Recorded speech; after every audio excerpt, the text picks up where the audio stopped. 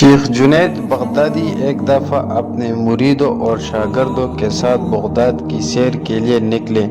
انہوں نے بہلول کے بارے میں پوچھا تو کسی نے کہا، سرکار وہ تو ایک دیوانہ شخص ہے۔ شیخ صاحب نے کہا، مجھے اسی دیوانے سے کام ہے، آیا کسی نے آج اس کو دیکھا ہے؟ ایک نے کہا، میں نے فلاں مقام پر اس کو دیکھا ہے۔ سب اس مقام کی طرف چل دیے۔ حضرت بہلول وہاں ریت پر بیٹھے ہوئے تھے۔ شیخ صاحب نے بہلول کو سلام کیا۔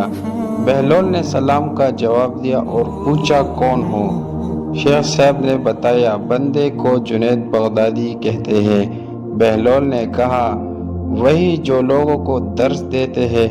کہا، جی الحمدللہ۔ بہلول نے پوچھا، شیخ صاحب کھانے کے آداب جانتے ہو؟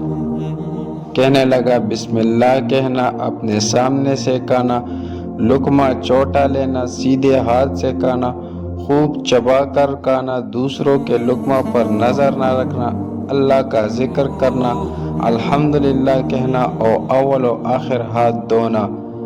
بہلول نے کہا، لوگوں کے مرشد ہو اور کھانے کے آداب نہیں جانتے، اور وہاں سے اٹھ کر آگے چل دیے۔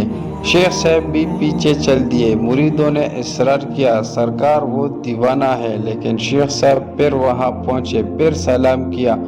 بہلول نے سلام کا جواب دیا اور پھر پوچھا، کون ہو؟ کہا، جنید بغدادی جو کھانے کے آداب نہیں جانتا۔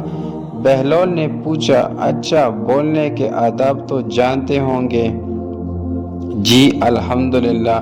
متکلم مخاطب کے مطابق بولے، بے موقع، بے محل اور بے حساب نہ بولے، ظاہر و باطن کا خیال رکھے۔ بہلول نے کہا، کھانا تو کھانا، آپ بولنے کے آداب بھی نہیں جانتے۔ بہلول نے پھر دامن جھاڑا اور تھوڑا سا اور آگے چل کر بیٹھ گئے۔ شیخ صاحب پھر وہاں جا پہنچے، سلام کیا۔ بہلول نے سلام کا جواب دیا، پھر وہی سوال کیا، کون ہو؟ شیخ صاحب نے کہا، جنید بغدادی جو کھانے اور بولنے کے آداب نہیں جانتا۔ بہلول نے، اچھا، سونے کے آداب ہی بتا دے۔ کہا، نماز عشاء کے بعد ذکر و تسبیح، سورت اور سارے آداب بتائیے جو روایت میں ذکر ہوئے ہیں۔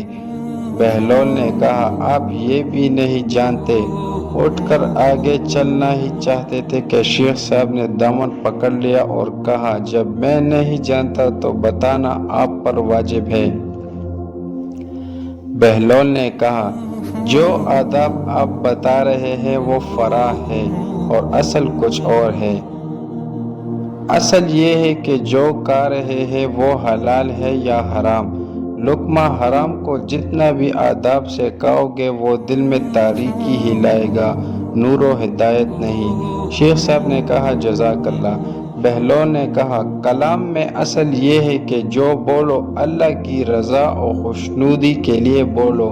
اگر کسی دنیاوی غرض کے لیے بولو گے یا بیہودہ بولو گے تو وہ وبال و جان بن جائے گا۔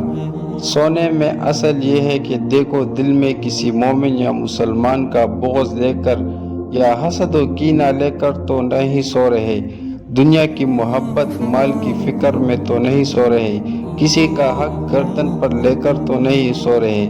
تو اصل زندگی کے آداب یہی ہے۔